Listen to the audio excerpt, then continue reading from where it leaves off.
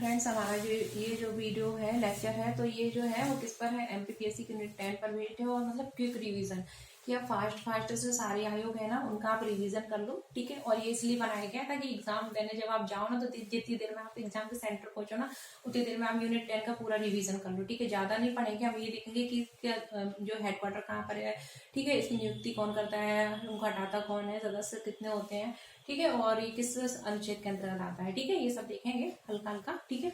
Highlight मतलब जो main point होते हैं ना बस वही देखेंगे, ठीक है। तो सबसे पहले हम देखते हैं क्या, भारत निर्वाचन आयोग। हमारा जो पहला आयोग है वो क्या है, हमारा यूनिट 10 का भारत निर्वाचन आयोग, ठीक है। तो देखते हैं सबसे पहले क्या, भारत निर्वाचन आयोग। तो भारत निर्वाचन आयोग जो है ना उसका अगर हम वर्णन देखें तो भारतीय, ये कैसी निकाय है, संवैधानिक निकाय है। संवैधानिक निकाय क्यों है, क्योंकि इसका वर्णन भारतीय संविधान के भाग 15 के अनुच्छेद 324 के अंतर्गत मिलता है, ठीक है। अनुच्छेद 324 से 329 तक जो है वो सब निर्वाचन से रिलेटेड ही है, ठीक है। और भारत निर्वाचन आयोग का वर्णन जो है वो किसमें मिलता है, भारतीय संविधान के भाग 15 के अनुच्छेद 324 में मिलता है, इसलिए कैसा निकाय है, संवैधानिक निकाय है।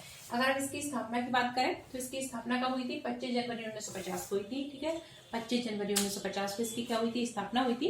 इसका हेडक्वार्टर जो है, भारत निर्वाचन आयोग का हेडक्वार्टर कहाँ पर है, नई दिल्ली में। हेडक्वार्टर कहाँ पर है, नई दिल्ली में है, याद रखना, ठीक है। इसकी अगर संरचना की बात करें, संरचना मतलब इसमें कितने अध्यक्ष होते हैं, कितने सदस्य होते हैं, मतलब ठीक है, ओवरऑल इसकी संरचना की बात करें तो इसमें क्या होता है, ये बहुसदस्यीय निकाय है, एक से अधिक सदस्य होते हैं इसमें। इसमें क्या होता है, एक क्या होता है, मुख्य निर्वाचन आयुक्त होता है, और दो क्या होते हैं, अन्य निर्वाचन आयुक्त होते हैं, ठीक है। यानी कि 3 सदस्यीय होता है। अब इसमें क्या होता है, एक जो होता है वो क्या होता है, मुख्य निर्वाचन आयुक्त होता है, और दो क्या होते हैं, अन्य आयुक्त होते हैं, याद रखना। इसमें एक मुख्य निर्वाचन आयुक्त और 2 अन्य निर्वाचन आयुक्त होते हैं, ठीक है। और इसका कार्यकाल जो होता है वो क्या होता है, 6 वर्ष और 65 वर्ष की आयु होता है। जो अध्यक्ष और सदस्य होते हैं इनका कार्यकाल जो होता है वो क्या होता है, 6 वर्ष 65 वर्ष की आयु होता है। इनकी नियुक्ति जो होता है वो कौन करता है, राष्ट्रपति करता है। कौन करता है, निर्वाचन आयुक्त जो होता है इनकी नियुक्ति जो होता है वो कौन करता है, राष्ट्रपति करता है, ठीक है। चयन समिति की सिफारिश के आधार पर होती है इनकी नियुक्ति, याद रखना। इनकी नियुक्ति जो होती है वो कौन करता है, भारत का राष्ट्रपति करता है, ठीक है। एक त्रिस्तरीय चयन समिति होती है, उसकी सिफारिश के आधार पर इनकी नियुक्ति भारत का राष्ट्रपति करता है। हमारा जो मतदान का अधिकार है वो एक संवैधानिक अधिकार है, याद रखना है, ठीक है। प्रश्न कई बार पूछ लिए गए हैं, मतदान का अधिकार कौन सा अधिकार है, संवैधानिक है। वैधानिक था, संवैधानिक हो गया है, ठीक है, याद रखना। इसके बाद हमारा जो सेकंड बनेगा ना वो कौन सा है, अगला जो बनेगा हम वो कौन सा करेंगे, हम राज्य निर्वाचन आयोग। राज्य निर्वाचन आयोग में हम कौन सा देखेंगे, मध्य प्रदेश निर्वाचन आयोग। उससे पहले हम देख लेते हैं कि हमारे जो मुख्य निर्वाचन आयुक्त तो कौन है, पहले निर्वाचन आयुक्त तो कौन थे, ये भी प्रश्न पूछे जाते हैं। तो हमारे अगर पहले निर्वाचन आयुक्त की बात करें तो वो कौन थे, सुकुमार सेन। कौन थे, सुकुमार सेन। और वर्तमान निर्वाचन आयुक्त जो है 25 नंबर के हैं, उनका नाम क्या है, राजीव कुमार। क्या नाम है, राजीव कुमार है, ठीक है, याद रखना। पहले जो निर्वाचन आयुक्त थे वो सुकुमार सेन थे, वर्तमान कौन है, राजीव कुमार है। पहली महिला BS रमा देवी थी, ठीक है। बस इनमें से ही प्रश्न बनेंगे और कुछ नहीं बनेंगे। इसके बाद हम देखते हैं कौन सा, हमारा राज्य निर्वाचन आयुक्त। इसको मैं क्लीन कर देती हूँ, राज्य निर्वाचन आयुक्त, ठीक है। अगला हमारा क्या आएगा, यहाँ राज्य आएगा, ये सब वही आएगा भाग, ठीक है। इसको हम देख लेते हैं, राज्य निर्वाचन आयोग, ठीक है। या राज्य निर्वाचन आयुक्त का वर्णन किसमें, ठीक है। इसको पहले मैं जल्दी से लिख देती हूँ, टाइम लगेगा, उसके बाद तो नहीं तो वीडियो बहुत बड़ा हो जाएगा, ठीक है। तो ये हो गया मध्य प्रदेश निर्वाचन आयोग। अब ये देख लेते हैं वो हमने क्या पढ़ा, राष्ट्रीय निर्वाचन आयोग, ठीक है, भारत निर्वाचन आयोग। अब देखते हैं मध्य प्रदेश निर्वाचन आयोग। तो मध्य प्रदेश निर्वाचन आयोग भी क्या है, एक संवैधानिक निकाय है। इसका वर्णन जो है भारतीय संविधान के अनुच्छेद 243 के अंतर्गत मिलता है। किसके अंतर्गत मिलता है, भारतीय संविधान के अनुच्छेद 243 के अंतर्गत। टा भी बोल सकते हैं, 243 टा हिंदी में, और इंग्लिश में बोलो तो के, ठीक है, इसके अंतर्गत मिलता है। जेडजे भी है, वो नगरीय निकाय से रिलेटेड है, ठीक है।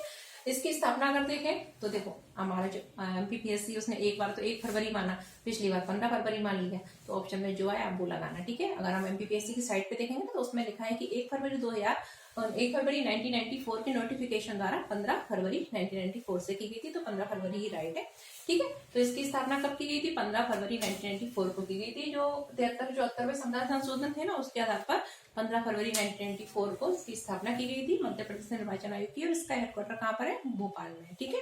उधर वो राज्य भारत वाला था निर्वाचन आयोग, उसका कहाँ था, दिल्ली में था, ठीक है। अब इसकी संरचना ये एकल सदस्यीय होता है, एक सदस्यीय वो बहुसदस्यीय निकाय था। कार्यकाल जो होता है अध्यक्ष सदस्य, इसमें एक ही अध्यक्ष ही होता है, मुख्य निर्वाचन आयोग ही होगा। और उसका कार्यकाल जो होता है वो क्या होता है, राज्य का निर्वाचन आयोग होगा, उसका कार्यकाल कितना होता है, 6 वर्ष 65 वर्ष की आयु होता है। और इसका कार्यकाल जो होता है ना वो राज्यपाल के ऊपर डिपेंड करता है, वो बढ़ा भी सकता है। एक बार जो परशुराम थे ना उनके कार्यकाल को 66 वर्ष तक कर दिया गया था, ठीक है, 6 और 66 वर्ष तक। ये 662 तक है, लेकिन उनके को 66 वर्ष तक बढ़ा दिया गया था। एक जो थे हम देखेंगे अभी, ठीक है, मध्य प्रदेश के जो निर्वाचन आयुक्त थे, ठीक है, उनके कार्यकाल को 66 वर्ष तक कर दिया गया था। तो राज्यपाल पर डिपेंड करता है, नियुक्ति जो है वो कौन करता है, राज्यपाल करता है। ठीक है, अब हम देख लेते हैं कि हमारे जो कुछ मध्य प्रदेश के निर्वाचन आयुक्त थे वो कौन कौन थे। तो मध्य प्रदेश में सबसे पहले जो निर्वाचन आयुक्त थे वो थे NV लोहानी, सेकंड थे गोपाल शरण शुक्ल, ठीक है, NV लोहानी, गोपाल शरण शुक्ल, आदित्य विजय सिंह, अजित राय जादा, आर परशुराम, यही वही आर परशुराम जिसके कार्यकाल को 66 वर्ष तक कर दिया गया था। ठीक है, तो NV लोहानी, गोपाल शरण शुक्ल, आदित्य विजय सिंह, अजित राय जादा, आर परशुराम और BP सिंह। ठीक है, वर्तमान में कौन है हमारे, BP सिंह है। वर्तमान जो है उनमें हमारे जो निर्वाचन आयुक्त है वो कौन है, मध्य प्रदेश के जो निर्वाचन आयुक्त है वो कौन है, BP सिंह है। याद रखना, राज्य निर्वाचन आयुक्त जो मध्य प्रदेश के कौन है, BP सिंह है। ठीक है, वर्तमान में। ठीक है, इनके समय में ही जो नगरीय निकाय के 6वें चुनाव हुए थे वो हुए थे BP सिंह के समय। ठीक है, और जो राज्य निर्वाचन आयुक्त होता है उसका काम क्या होता है, नगरीय निकाय चुनाव कराना, ठीक है, पंचायत के चुनाव कराना, ठीक है, विधानसभा विधान परिषद ये वाले चुनाव कराने का दायित्व इसका नहीं होता है। ठीक है, वो भारत निर्वाचन आयोग का होता है, याद रखना। ठीक है, तो ये हो गया हमारा क्या, मध्य प्रदेश निर्वाचन आयोग। इसके बाद हम देखेंगे हमारा अगला क्या है, अगला है हमारा संघ लोक सेवा आयोग, उसके बाद राज्य लोक सेवा आयोग। इसको क्लीन कर देती हूँ, 1 मिनट रुको। ठीक है, तो संघ लोक सेवा आयोग हम देख लेते हैं, संघ लोक सेवा आयोग, उसके बाद पढ़ेंगे राज्य लोक सेवा आयोग। राज्य में मध्य प्रदेश के ही पढ़ेंगे। ठीक है, अगर हम देखें संघ लोक सेवा आयोग तो ये भी कैसा है, निर्वाचन आयोग की तरह जो हमारा क्या है, संवैधानिक निकाय, क्योंकि इसका वर्णन भारतीय संविधान के भाग 14, ठीक है, इसका वर्णन कहाँ मिलता है, भारतीय संविधान के भाग 14 के अंतर्गत अगर हम देखें तो अनुच्छेद 315 के अंतर्गत मिलता है। ठीक है, तो ये कैसा है, संघ लोक सेवा आयोग जो है वो हमारा कैसा है, संवैधानिक निकाय है। इसका वर्णन अगर देखें तो भारतीय संविधान का भाग 14 के अंतर्गत अनुच्छेद 315 में मिलता है। ठीक है, 315 क्या कहता है कि हमारा क्या होगा, एक लोक सेवा आयोग होगा, राज्यों के लिए राज्य लोक सेवा आयोग होगा, संघ के लिए संघ लोक सेवा आयोग होगा। ठीक है, भारतीय संविधान के अनुच्छेद 315 में का वर्णन मिलता है भाग 14 के अंतर्गत, इसलिए कैसा है, संवैधानिक निकाय है। अगर इसकी स्थापना देखें तो इसकी स्थापना कब हुई थी, जो ली आयोग था ना उसकी अनुसूचित सिफारिश पर 1926 में की गई थी। तो हमारा जो लोक सेवा आयोग है इसकी स्थापना कब की गई थी, 1926 में। कब की गई थी, 1926 में की गई थी। तब इसका नाम संघ लोक सेवा आयोग नहीं था, लोक सेवा आयोग हुआ करता था। ठीक है, उसके बाद फेडरल आयोग बना। ठीक है, उसके 1935 के एक्ट के बाद, उसके बाद क्या हुआ कि 1935 का जो एक्ट में इसमें फेडरल आयोग कर दिया गया। उसके बाद 1950 में, ठीक है, इसका नाम जो है वो क्या कर दिया गया, संघ लोक सेवा आयोग कर दिया। तो अगर मेन देखें पुराना, तो पुराना 1926 का ही है। ठीक है, इसका हेडक्वार्टर कहाँ है, इसका हेडक्वार्टर वही होगा दिल्ली। ठीक है, इसका हेडक्वार्टर कहाँ पर है, दिल्ली, क्योंकि सबके जो हेडक्वार्टर होते हैं संघ से संबंधित जो संस्थाएं होती है दिल्ली में ही होता है। तो इसका हेडक्वार्टर भी कहाँ पर है, नई दिल्ली में। अगर हम इनकी संरचना देखें तो इसमें क्या होता है, मतलब इसमें कोई निश्चित नहीं कहा गया है कि कितना 9 से 11 तक भी हो जाते हैं। ठीक है, मैं आप याद रखो, एक अध्यक्ष होता है और 10 सदस्य होते हैं। ठीक है, संरचना में क्या होता है, एक अध्यक्ष होता है, ठीक है, और क्या होते हैं, 10 सदस्य होते हैं। ठीक है, और इनकी योग्यता के बारे में भी कुछ नहीं कहा गया। ऐसा कहा गया है कि आधे सदस्य जो होते हैं ना वो उनको अनुभव होना चाहिए। ठीक है, और मतलब संघ की राज्य की सेवा में काम करने का अनुभव होना चाहिए आधे सदस्यों को, ऐसा बोला गया है। ठीक है, बाकी वो जिनकी योग्यता के बारे में भी कुछ नहीं कहा गया है। ठीक है, अब जब एक बार अगर ये रिटायर हो जाते हैं अध्यक्ष ये सदस्यों से, तो उसके बाद ये मतलब भारत सरकार के किसी भी अन्य विभाग में काम नहीं कर सकते, याद रखना। ठीक है, अब इनकी संरचना हो गई। इसके बाद इनका कार्यकाल देख लेते हैं। तो इनका कार्यकाल जो होता है वो 6 वर्ष और 65 वर्ष का है। संघ से रिलेटेड ज्यादातर आप देखेंगे ना कि जो संस्था है उनमें क्या होता है, 6 वर्ष 65 वर्ष के। हमारे मध्य प्रदेश में 62 वर्ष है, याद रखना। तो इनका कार्यकाल क्या होता है, 6 वर्ष और 65 वर्ष की आयु होता है। और इनकी नियुक्ति कौन करता है, इनकी नियुक्ति राष्ट्रपति करता है। इनकी नियुक्ति कौन करता है, राष्ट्रपति करता है। इनकी नियुक्ति कौन करता है, राष्ट्रपति। ठीक है, और इनको हटाता भी कौन है, राष्ट्रपति ही हटाता है, ध्यान रखना। ठीक है, तो ये हो गया संघ लोक सेवा आयोग, भाग 14 के अंतर्गत अनुच्छेद 315 में वर्णन मिलता है। इसकी स्थापना 1926 में की गई थी। हेडक्वार्टर का नई दिल्ली में। एक अध्यक्ष 10 सदस्य होते हैं। कार्यकाल जो होता है 6 वर्ष और 65 वर्ष की आयु, जो भी पहले हो इसको नियुक्ति और हटाता कौन है, राष्ट्रपति हटाता है। ठीक है, इसके बाद हम देख लेते हैं कि वर्तमान जो संघ लोक सेवा आयोग के अध्यक्ष हैं वो कौन है। प्रथम संघ लोक सेवा आयोग के अध्यक्ष कौन थे, तो वर्तमान जो है वो कौन है, मनोज सोनी है। और जो पहले थे वो कौन थे, सर रोज बोरकर थे। कौन थे, सर रोज बोरकर। और वर्तमान जो है वो कौन है, मनोज सोनी है। ठीक है, याद रखना, वर्तमान जो है वो कौन है, मनोज सोनी है। और इससे पहले मतलब सबसे पहले जो कौन थे वो थे सर रोज बोरकर। ठीक है, इसके बाद हम देख लेते हैं हमारा क्या, मध्य प्रदेश का आयोग। ठीक है, इसके बाद हम देख लेते हैं मध्य प्रदेश, यानी कि मध्य प्रदेश लोक सेवा आयोग। ठीक है, हम ज्यादा अंदर नहीं घुस रहे हैं, हम सिर्फ हाईलाइट कौन पढ़ रहे हैं, जो मेन होते हैं और जो एग्जाम में पूछे जाते हैं। ठीक है, अब हम क्या देख रहे हैं, मध्य प्रदेश लोक सेवा आयोग, उसको मैं लिख देती हूँ। ठीक है, तो मैंने हेडिंग डाल दी है मध्य प्रदेश लोक सेवा आयोग, उसको मैंने क्लीन कर दिया है। ठीक है, तो हमने क्या बताया था, संघ लोक सेवा आयोग के पहले अध्यक्ष कौन थे, रोज वालकर थे। वर्तमान में कौन है, मनोज सोनी। और पहली महिला, और याद रख लेना, पहली महिला थी रोज मिलियन व्यक्ति। ठीक है, तो ये हो गया हमारे संघ की। अब पढ़ रहा है राज्य का, तो राज्य लोक सेवा आयोग भी क्या है, एक संवैधानिक निकाय, क्योंकि भारतीय संविधान में इसका भी अनुच्छेद 315 के में वर्णन मिलता है। ठीक है, तो भारतीय संविधान के अनुच्छेद 315 के अंतर्गत मध्य प्रदेश लोक सेवा आयोग का भी वर्णन है। भाग 14 वही है, क्योंकि हमारा 315 अनुच्छेद कहता है कि संघ के लिए संघ लोक सेवा आयोग होगा, राज्य के लिए राज्य लोक सेवा आयोग होगा। ठीक है, तो राज्य लोक सेवा आयोग यानी मध्य प्रदेश लोक सेवा आयोग का वर्णन भी भारतीय संविधान के भाग 14 के अनुच्छेद 315 के अंतर्गत मिलता है। ये संवैधानिक निकाय है। अगर इसकी स्थापना देखें तो इसकी स्थापना कब हुई थी, 1 नवंबर 1956 को हुई थी। कब हुई थी, हमारा मध्य प्रदेश बना था ना 1 नवंबर 1956 में, तभी। तो इसकी स्थापना कब हुई थी, 1 नवंबर 1956 में हुई थी। और हेडक्वार्टर कहाँ पर है, मध्य प्रदेश की राजधानी भोपाल में ही होगा। और कहाँ होगा, विदेश में तो होगा नहीं ना। इसका हेडक्वार्टर जो है वो कहाँ पर है, भोपाल में। इसका भोपाल नहीं, क्या बोल दिया मैंने, इसका हेडक्वार्टर जो है वो कहाँ पर है, इंदौर में है। कुछ भी बोल दिया। इसका जो हेडक्वार्टर है वो कहाँ पर है, इंदौर में है। ठीक है, याद रखना। वो नौराना अकेडमी वो अलग है। ठीक है, और ये इंदौर में है, याद रखना। वो आ गई थी मुझे। ठीक है, तो मध्य प्रदेश लोक सेवा आयोग जो है उसका वो अनुच्छेद 315 के अंतर्गत एक संवैधानिक निकाय है, भाग 14 में। और वो क्या होता है, जल्दी जल्दी बोलते ना तो कुछ का कुछ निकल जाता है। अच्छा, अभी याद आ गया। तो इसकी स्थापना कब हुई थी, 1 नवंबर 1956 में हुई थी। इसका हेडक्वार्टर कहाँ पर है, इंदौर में है। कहाँ पर है, इंदौर में है। एमपीपीसी का हेडक्वार्टर कहाँ पर है, इंदौर में है। ठीक है, अब इसकी हम संरचना की बात करें तो इसकी जो संरचना होती है उसमें कितने होते हैं, ये प्रश्न आया हुआ है, 5 होते हैं। अध्यक्ष सहित टोटल जो होते हैं मेंबर वो कितने होते हैं, 5 होते हैं। संरचना जो है वो कितनी है, 5 सदस्यीय। कितनी होती है, 5 सदस्यीय। पहले कितने होते थे, 7 होते थे। ठीक है, लेकिन संशोधन हुआ इसमें, और संशोधन होने के बाद अब वर्तमान में कितने, 5 सदस्यीय इसकी संरचना है, अध्यक्ष सहित। किसके, अध्यक्ष सहित जो है वो कितना है, 5 सदस्यीय है। 5 सदस्यीय किसके सहित, अध्यक्ष सहित। ठीक है, अध्यक्ष सहित संरचना कितनी है इसकी, 5 सदस्यीय। प्रश्न आया हुआ है तो तभी तो मैं वही करा रही हूँ जो प्रश्न में आता है, यही तो आता है। ठीक है, इसकी संरचना क्या है, अध्यक्ष सहित 5 सदस्यीय। ये है हमारा आयोग, अध्यक्ष सहित 5 सदस्यीय है। इसका कार्यकाल देखें तो जो अध्यक्ष सदस्य होते हैं कार्यकाल कितना होता है, 6 वर्ष और 62 वर्ष की आयु। ठीक है, कार्यकाल कितना होता है, 6 वर्ष और 62 वर्ष, जो भी पहले हो। ठीक है, राज्य से संबंधित सब में 6-62 ही होगा। वो परशुराम थे, उनको 66 कर दिया गया था। ठीक है, तो याद रखना, राज्यपाल पर डिपेंड करता है, वो कितना भी कर सकता है, बढ़ा भी सकता है। ठीक है, निर्वाचन में, याद रखना। तो इसका कार्यकाल जो है मध्य प्रदेश लोक सेवा आयोग का अध्यक्ष सदस्यों का कितना होता है, 6 वर्ष 62 वर्ष की आयु। जो भी पहले उनकी नियुक्ति कौन करेगा, वही राज्य में है तो राज्यपाल ही करेगा, और राष्ट्रपति तो करेंगे नहीं। ठीक है, इनकी नियुक्ति कौन करता है, राज्यपाल। नियुक्ति कौन करता है इनकी, राज्यपाल। ठीक है, राज्यपाल। लेकिन जब हटाता साबित कदाचार असमर्थता के आधार पर राष्ट्रपति हटाएगा, याद रखना। वैसे राज्यपाल को अपना इस्तीफा दे देंगे, लेकिन जब इन पर वो कदाचार लगेगा ना, उसके आधार पर अगर कोई हटाएगा तो वो कौन हटाता है, राष्ट्रपति हटाता है, सुप्रीम कोर्ट की जांच के उपरांत। ठीक, ये हो गया मध्य प्रदेश लोक सेवा आयोग। मध्य प्रदेश लोक सेवा आयोग जो थे उसके पहले अध्यक्ष कौन थे, डीवी रेगे। कौन थे, डीवी रेगे। और जो वर्तमान अध्यक्ष है वो कौन है, राजेश लाल मेहरा है। ठीक है, याद रखना। मध्य प्रदेश जो लोक सेवा आयोग है उसके वर्तमान अध्यक्ष कौन है, राजेश लाल मेहरा है। और पहले अध्यक्ष कौन थे, डीवी रेगे थे। ठीक है, और राजेश लाल मेहरा से पहले कौन थे, भास्कर चौबे थे। कभी कभी आगे पीछे के भी पूछ लिए आते हैं, बाकी और कुछ नहीं। ठीक है, ये हो गया हमारा क्या, एमपीपीएससी। अब हम देख लेते हैं क्या हमारा अगला आयोग कौन सा है, कैट। कौन सा है, कैट। ठीक है, अगला आयोग। और नौराना अकेडमी याद रखो, कुछ अकेडमियां हैं एमपीपीएससी में, याद रखना। नौराना अकेडमी क्या है, भोपाल में। वो मैं जल्दी में इंदौर के वो भोपाल नौराना अकेडमी याद आ रहा था तो वो भूल गई थी। ठीक है, तो नौराना अकेडमी जो है वो कहाँ पर है, भोपाल में। ठीक है, और जो एमपीपीएससी का हेडक्वार्टर कहाँ पर है, इंदौर में, याद रखना। ठीक है, इसके बाद हमारा अगला वो आयोग है वो कौन सा है, नीति नियंत्रक एवं महालेखा परीक्षक। ठीक है, अगली जो हमारी संस्था है वो देख लेते हैं, नियंत्रक एवं महालेखा परीक्षक, जिसको हम कैग बोलते हैं।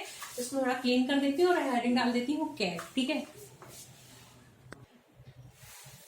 ठीक है, तो हेडिंग डल चुकी है कैग। ठीक है, बाकी क्लीन हो चुका है कैग, जिसको हम क्या बोलते हैं, नियंत्रक एवं महालेखा परीक्षक, controller auditor general of India. ठीक है, controller auditor general of India. ठीक है, इसको बोलते हैं नियंत्रक एवं महालेखा परीक्षक। कंट्रोलर ऑडिटर जनरल, कंट्रोल नहीं होता, कंट्रोलर ऑडिटर जनरल, ठीक है, नियंत्रक एवं महालेखा परीक्षक, याद रखना, कंट्रोलर ऑडिटर जनरल, नियंत्रक एवं महालेखा परीक्षक। तो ये भी क्या है, संवैधानिक निकाय है। अभी तक जितने पढ़े हैं 4 पढ़ लिए, एमपीपीएससी, संघ यूपीएससी, निर्वाचन आयोग, राज्य निर्वाचन आयोग, चारों क्या थे, संवैधानिक थे। दोनों का जो वर्णन है वो सबसे पहले राज्य निर्वाचन आयोग भाग 15, ठीक है, उसके बाद निर्वाचन आयोग का भाग 15 और संघ लोक सेवा आयोग का भाग 14 में, ठीक है। अगर हम कैग देखें तो कैग जो है वो भी संवैधानिक निकाय, इसका वर्णन भारतीय संविधान के भाग 5 के अध्याय 5 के अंतर्गत मिलता है, ठीक है, भाग 5 के अध्याय 5 के अंतर्गत मिलता है। अनुच्छेद का अनुच्छेद 148, ठीक है, जो कैग है भारतीय संविधान का, उसका वर्णन किन में मिलता है कि अनुच्छेद 148 से लेके अगर हम देखें 151 तक जो है वो कैग से रिलेटेड अनुच्छेद है उसमें, ठीक है। तो जो कैग जो है वो कैसा निकाय है, संवैधानिक निकाय है। कैसा निकाय है, संवैधानिक निकाय है। और अनुच्छेद 148 से लेकर और 151 तक जो वर्णन मिलता है ना वो कैग के बारे में ही है, ठीक है। अब इसकी स्थापना कब हुई थी, इसकी संविधान में वर्णन तो संवैधानिक हो गया, इसकी स्थापना कब हुई थी, इसकी स्थापना हुई थी इसकी स्थापना हुई थी सबसे पहले जो ब्रिटिश समय से, ठीक है, 1858। इसकी स्थापना जो कैग था वो 1858 ब्रिटिश समय से, ये हमको इतना लेकिन याद नहीं करना है, ब्रिटिश समय से, ठीक है। ब्रिटिश समय के समय भी थे, उनका नाम थोड़ा अलग हुआ करता था, महालेखा परीक्षक होते थे, ठीक है, नियंत्रक नहीं होते थे, उसमें नहीं जाना है, वो मैंने लिख दिया है। अब इसका हेडक्वार्टर देखें तो इसका हेडक्वार्टर जो है वो कहाँ पर है, नई दिल्ली में। कहाँ पर है, नई दिल्ली में। इसका हेडक्वार्टर कहाँ पर है, नई दिल्ली, ठीक है, इसका हेडक्वार्टर कहाँ पर है, नई दिल्ली। इसमें अगर हम देखें संरचना तो ये कैसा होता है, सिर्फ एक सदस्यीय है, ठीक है। राज्य निर्वाचन आयोग भी क्या था, एक सदस्यीय था, और ये भी क्या है हमारा, एक सदस्यीय है। कैसा होता है, एक सदस्यीय, ठीक है, एक सदस्यीय, ठीक है, जो क्या अकेला होता है बस। उसके बाद इसका कार्यकाल, तो इसका कार्यकाल क्या होता है, 6 वर्ष और 65 वर्ष की आयु, जो भी पहले हो। इसका कार्यकाल क्या होता है, 6 वर्ष और 65 वर्ष की आयु, जो भी पहले हो। और इनकी नियुक्ति जो होता है वो कौन करता है, राष्ट्रपति करता है। इसकी नियुक्ति जो होता है वो कौन करता है, राष्ट्रपति, ठीक है, ठीक है। तो भारत का नियंत्रक महालेखा परीक्षक होगा। भारतीय संविधान के अनुच्छेद 148 से 151 तक इसका वर्णन मिलता है। भारतीय संविधान का जो अनुच्छेद 148 कहता है वो कहता है कि भारत का एक नियंत्रक महालेखा परीक्षक होगा। 149 कहता है कि इसकी कर्तव्य शक्तियां। 150 कहता है कि जो राष्ट्रपति जो होता है ना उसको जो फॉर्मेट तैयार करने में ये राष्ट्रपति को सलाह देगा। और 151 कहता है कि जो प्रतिवेदन होता है ना राष्ट्रपति उसको देता है, फिर उसमें अपनी रिपोर्ट भरता है, उसको जो फॉर्मेट प्रतिवेदन होगा वो किसको देगा, राष्ट्रपति को देगा, ठीक है। और राष्ट्रपति राज्यों से संबंधित अगर होगा तो उसको राज्यपाल को दे देगा। तो राज्यों से संबंधित प्रतिवेदन जो होगा वो राज्यपाल को, और केंद्र से संबंधित प्रतिवेदन जो होता है वो राष्ट्रपति को देता है, ठीक है। ये किसमें वर्णन किया गया, अनुच्छेद 151 में वर्णन किया गया। 4 अनुच्छेद है, अनुच्छेद 148, 149, 150, 151। 148 कहता है कि भारत का एक नियंत्रक महालेखा परीक्षक होगा। 149 कहता है कर्तव्य और शक्तियां, ये एमपीपीएससी में प्रश्न आया हुआ है, ठीक है, देख लेना। 2019 में ऐसे ही कुछ आया है, और कैग का पिछली बार भी आ गया था, ठीक है, किस अनुच्छेद में वर्णन मिलता है यही आ गया था बस। 150 कहता है कि राष्ट्रपति को फॉर्मेट तैयार करने में हेल्प करेगा। और 151 कहता है कि प्रतिवेदन जो होगा वो राष्ट्रपति को देगा, ठीक है, और राज्यों से संबंधित राज्यपाल, ठीक है। ये हमारा कैग है। 148 से 151 तक इसका वर्णन मिलता है। अब हमारा जो पहले कैग, हमारे जो कैग थे वो पहले कैग कौन थे, श्री नरहरि राव थे। कौन थे, श्री नरहरि राव थे। और वर्तमान जो कैग है 14वें नंबर के हैं वो कौन है, गिरिचंद्र मुर्मू है, ठीक है, गिरिचंद्र मुर्मू है। याद रखना ये जम्मू कश्मीर के एलजी रह चुके हैं, ठीक है, गिरिचंद्र मुर्मू राज्यपाल रह चुके हैं, ठीक है।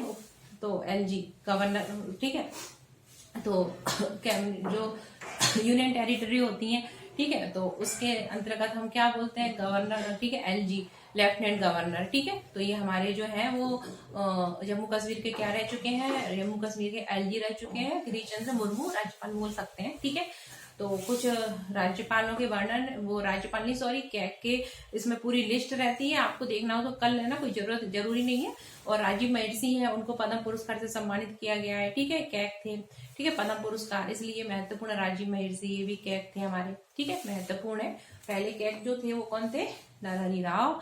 वर्तमान कैग कौन है, गिरिचंद्र मुर्मू है। 14 नंबर के एक राजीव महर्षि भी हुए, ठीक है, जो पद्म पुरस्कार से सम्मानित थे। बस इतना याद रखना है, बाकी और कुछ याद नहीं रखना कैग में। इसके बाद हमारा जो अगला आयोग आएगा वो आएगा नीति आयोग। कौन सा आयोग है, अगला आयोग जो हमारा है वो है नीति आयोग, ठीक है। आपको नाम अगर याद रखने हो तो कुछ नाम है, जैसे कि सबसे पहले थे नरहरि राव, फिर थे ए.के. चंद्रा, ठीक है, ए.के. चंद्रा, नरहरि राव। उसके बाद थे ए.के. राय, रंगनाथ मिश्र, सुंगलू सिमोय कोल, ठीक है, महर्षि बक्स, ठीक है, ये सब है राजमहर्षि वगैरह। उसके बाद जो 14वें नंबर के हैं, अभी हमारे हैं गिरीश चंद्र मुर्मू, ठीक है। तो बस यही आपको नाम याद रखने हैं। इसके बाद जो कैग है इसको हम गार्जियन ऑफ पब्लिक पर्स भी बोलते हैं, ठीक है। और इसकी आग नाग जो है वो कौन, लोक लेखा समिति जो होती है, ठीक है। ये सब है, इतना नहीं आएगा। हम लोक लेखा समिति के बारे में भले ही पूछ ले, मैं पूछे नहीं क्योंकि मेंशन क्या है, आयोग है, ठीक है। जो कैग जो भी हमारी यूनिट 10 में जो भी संस्थाएं दी है उनके बारे में पूछेंगे। इसके बाद हमारा अगला जो है टॉपिक वो कौन सा है, अगला टॉपिक है नीति आयोग, ठीक है। तो अगला टॉपिक हम देख लेते हैं क्या हमारा, नीति आयोग। इसको मैं चेंज कर देती हूँ हेडिंग, ठीक है। तो हेडिंग बन चुकी है नीति आयोग, ठीक है। और ये कौन से नंबर का हमारा आगे चल रहा है, तो सिलेबस है 1 2 3 4 5 6 छठवें नंबर का है। तो इसको कंप्लीट कर लेंगे, फिर अगला जो टॉपिक वो आएगी हमारे एक और लेक्चर, उसमें हम दूसरे जो बचे हुए हैं कंप्लीट कर लेंगे, ठीक है। तो नीति आयोग, तो नीति आयोग जो है ना उसका वर्णन संविधान में भी नहीं बनता और ना ही ये वैधानिक है। तो ना तो ये वैधानिक है ना ही संवैधानिक है, ठीक है। इसलिए कैसे निकाय है, संविधानेतर निकाय है, ठीक है, याद रखना। अब इसकी स्थापना जो है वो कब की गई थी, इसकी स्थापना जो है वो की गई थी 1 जनवरी 2015 में। कब की गई थी, 1 जनवरी 2015 को की गई थी। इसका जो हेडक्वार्टर है वो कहाँ पर है, नई दिल्ली। इसका हेडक्वार्टर कहाँ पर है, नई दिल्ली में। और इसकी संरचना जो है कैसा है, बहुसदस्यीय है। कैसा है, बहुसदस्यीय, बहुसदस्यीय निकाय है। इसका जो कार्यकाल होता है, ठीक है, ये जो बहुसदस्यीय निकाय इनका जो कार्यकाल है वो किस पर निर्भर करता है, इसका कार्यकाल जो होता है मंत्रिपरिषद जो होती है ना उस पर डिपेंड करता है। किस पर डिपेंड करता है, मंत्रिपरिषद पर। किस पर डिपेंड करता है, मंत्री परिषद पर, ठीक है। जो इसमें बहुत सारे सदस्य होंगे, कार्यकाल जो होगा वो किस पर डिपेंड करता है, मंत्री परिषद पर डिपेंड करता है। उनकी नियुक्ति जो होती है मंत्री परिषद की सिफारिश सलाह के आधार पर ही प्रधानमंत्री करता है। इसकी जो नियुक्ति होती है वो किसके आधार पर होती है, मंत्री जो परिषद होती है ना उसकी सलाह के आधार पर। कोई काम प्रधानमंत्री मंत्री परिषद की सलाह के अनुसार ही करता है, ठीक है। तो अब ये हो गया हमारा नीति आयोग। अब इसका हम क्या देख लेते हैं, जो बहुसदस्यीय निकाय है इसमें कौन कौन से सदस्य होते हैं। तो इसमें क्या होता है, इसका अध्यक्ष होता है हमारा प्रधानमंत्री होता है, प्रधानमंत्री नरेंद्र मोदी जी है।